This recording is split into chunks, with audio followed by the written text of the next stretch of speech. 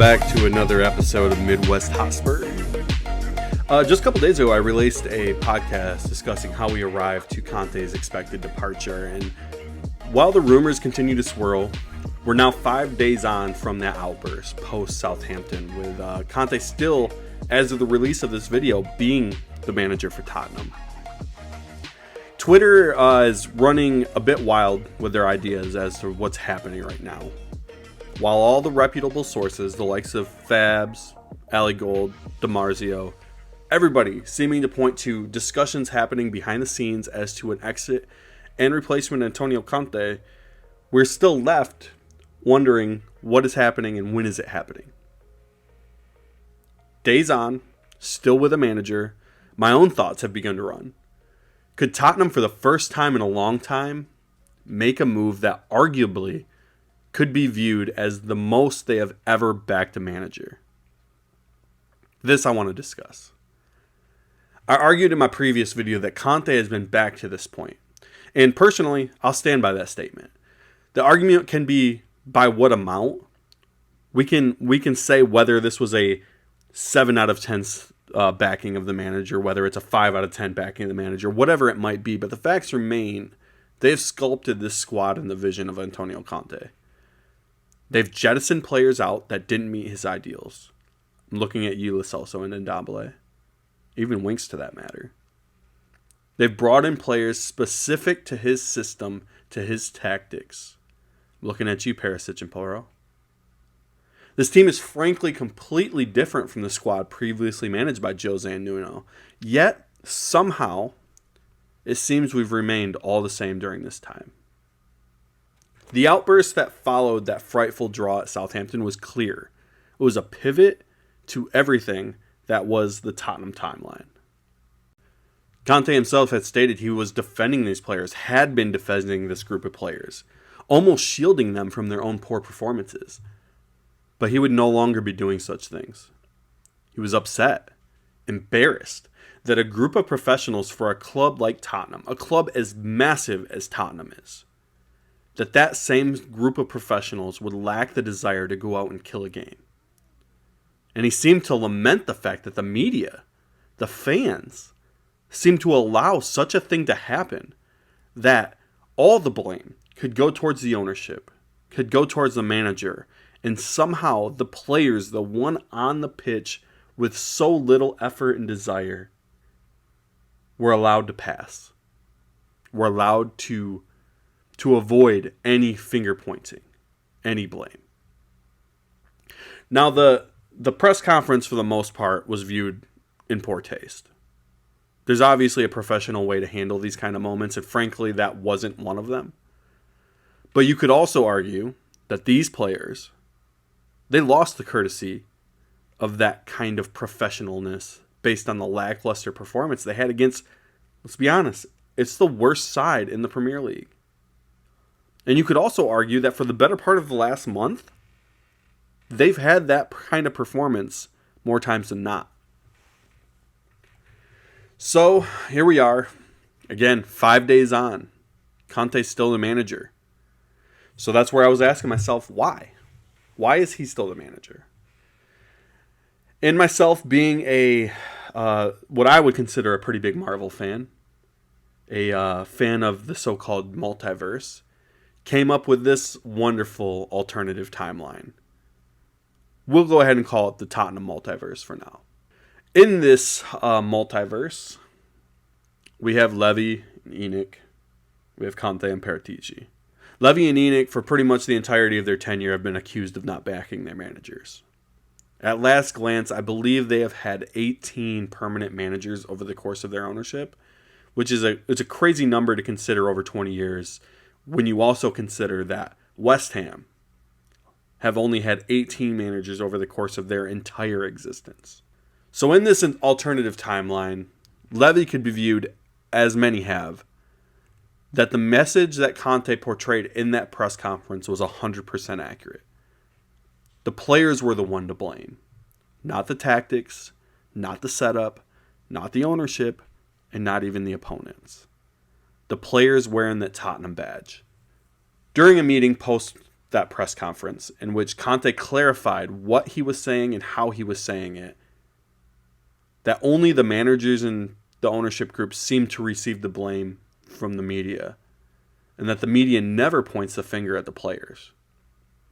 That Conte was sick of this and would not sit by and let another day go by where this would be allowed, pointing to the blood on the players' hands. All of them. The starting 11 down through the rest of the squad. Paratici, at this moment, would likely agree that he's witnessed this over Nuno, over Ryan Mason, now Conte, that the players always somehow seem to be forgotten in every turn. Both Paratici and Conte would argue directly that the players must be held accountable. If a change in culture and history is to be made, that they must know that future performances like this will not be met with a change in manager. No. They will be met with a change of the squad. Conte would repeat, these players are unhappy. So be it. As he stated in this press conference, they want it to be easy. They don't want to fight. They don't want to struggle. They don't want to, in Conte's words, suffer. That mentality specifically will bring nothing to Tottenham. From that point forward, Paratici and Conte, they will go to Levy and say, we need to be united in this moment, not fractured. Levy may argue, the window's closed. We can't add players. There's no trophy to win. All we have is top four. What could we do that's a united front that would change the course of this? Paratici would likely say an announced extension for Conte, a multi-year extension. Levy would likely be skeptical. I imagine there would be significant pushback on this kind of announcement. I mean, they had just had a very rough month, being knocked out of the FA, being knocked out of the Champions League, losing to Leicester, and again, worst team in the league, Southampton.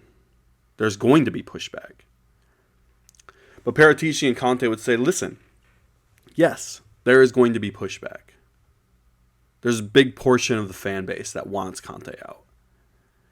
But a majority of that push is due to the sentiment of the short time remaining on his current deal. Conte would argue a new long-term agreement for this scenario, let's say 3 years. A different wave of emotions would ensue. Tottenham, for the first time in a long, long time, would be adhering to a vision. They would be, by most people, backing a manager more than they've ever previously done. A manager that has won nearly everything possible to win. A manager that all of the biggest clubs would be ecstatic to have in charge. Conte has long since stated, since his arrival at Hotspur Way, that many windows would be needed to see Tottenham at the pinnacle. This new contract would allow him to see through the finish of that vision. It would allow Levy to go into this summer knowing his investment in the club was going directly towards one of the most successful managers in recent football memory. It would double down on the decision to move so quickly off Nuno and bring in a manager similar to that of the recently sacked Jose. After deliberations, many of which Levy and Enoch both agree, change is hard, but they're willing to fight for it. On March 26th, Tottenham announces a 3-year extension for Conte via all media channels. To me, that's a pretty interesting scenario, no? I don't see any of it happening, but it's interesting to envision. And genuinely, it would make a lot of sense. The squad has been built for Conte, for his system. The team's sitting in 4th. And while there are no more trophies to win this season, the team is not in the shambles that the last month has most people believing it is. So if Tottenham took that path, what would happen in the future? I think there's a couple things that are likely guaranteed. I think the first and the most important one is that Harry Kane would likely be extended as well. Maybe not right at the announcement, but likely sometime in that summer. Listen, the facts remain. The club's able to afford his transfer fee and his wages, for that matter. And additionally, needing a number 9, they're dwindling. Man City was always the number 1 option. And with the signing of Haaland, this simply is not the case any longer. Chelsea and Arsenal obviously have the money to do it, but I just can't see Harry making that kind of change, and honestly, Levy wouldn't agree to that kind of transfer. It's impossible. United's interesting. I could see him trying to go to United, but I genuinely wonder if Ten Hag would rather go for a younger, more athletic striker that can handle his pressing needs, which likely leaves the foreign clubs and the acceptance that Harry would have to forego the Premier League scoring record. Given Conte's extension, I think Harry would likely decide that an extension with himself and Conte and Tottenham would be the best move rather than, say, Bayern in the long run. In addition to Harry re-upping, I think the next major thing you would see would be a center back signed in the summer. Conte has argued many times that this was multiple window build. In every window, they have made an impactful signing, an important signing to build the squad. And center back and goalkeeper seem to be the last remaining spots.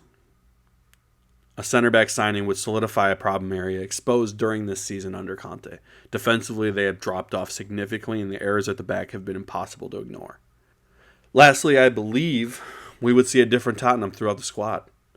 Listen, he has called out the entire team. Knowing Conte is in place for the long haul, the problem pieces would either be sold or released. There are no other options to allow for a stronger, more battle-tested, and a battle-ready group to emerge, leading to what I believe would end up being their first trophy since 2008. It's a wild timeline to explore. By the time this video is released, Conte could be sacked and we could be looking at a manager in Ryan Mason. It's entirely possible. But it was a fun thing for me to think about and something I wanted to throw out there for people to let their minds wander on. If you enjoyed sitting here listening to me talk for a little while, I appreciate you making it through. We have a YouTube channel. We have a podcast on Apple Podcasts, all by the name Midwest Hotspur. Also a Twitter handle at Midwest Hotspur. Any support is wonderful. Follows, likes, subscribes, all of the above, rating and review. I'm sure I have plenty more ideas to go out, but wanted to send out one last one. I don't think this schedule that I'm putting out videos is realistic to continue. It's likely going to be bi-weekly from this point forward. But I appreciate you stopping by, giving me a moment of your time. And we'll see how the next couple days go in the timeline of Tottenham. Who knows? Maybe the multiverse is real. Goodbye, guys.